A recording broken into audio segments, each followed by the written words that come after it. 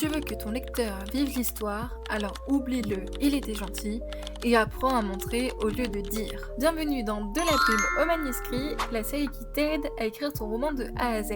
Et aujourd'hui, on parle du show don't tell. Pour une description réussie, utilise la règle du show don't tell. Ne dis pas « elle avait peur », montre-la qui serre les poings, le souffle court, les yeux fuyants. L'idée, c'est de faire ressentir l'émotion à travers les actions, les sensations ou l'environnement. Tu engages ainsi l'imaginaire du lecteur, il déduit au lieu de subir. Voici un exemple concret pour illustrer mes propos. Dans Hunger Games, page 19, lors de la cérémonie de la moisson, nous avons 7 extraits. Les dames d'abord! Et elle s'avance vers la grosse boule qui contient les noms des filles. Elle enfonce profondément le bras dans la masse des papiers et en tire un sans regarder. La foule retient son souffle.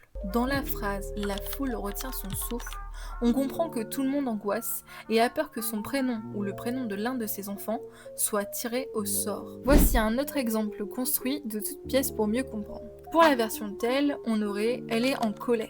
C'est plat, on ne ressent rien. Tu dis au lieu de montrer. Pour la version show, ça donnerait ses mâchoires se crispèrent. Elle planta ses ongles dans la paume de sa main, le regard braqué sur la porte qu'elle venait de claquer. Ici, sans dire qu'elle est en colère, on ressent l'émotion. Le corps parle, ses mâchoires se crispèrent, elle planta ses ongles dans la paume de sa main. Et le geste remplace l'émotion. La porte qu'elle venait de claquer. Petite astuce, si tu peux deviner l'émotion sans qu'elle soit nommée, tu es dans le show. Si tu la nommes directement, tu es dans le tell. Autre petite astuce simple, cherche les 5 sens. Qu'est-ce qu'elle voit, entend, ressent. Un bon show passe par les détails sensoriels. Dis-moi en commentaire si tu arrives à montrer dans ton roman ou si tu as tendance à dire. N'oublie pas de t'abonner pour ne pas louper l'épisode 9. On parlera de comment réussir ton prologue pour donner envie à ton lecteur dès les premières pages sans tout révéler trop vite. À la semaine prochaine!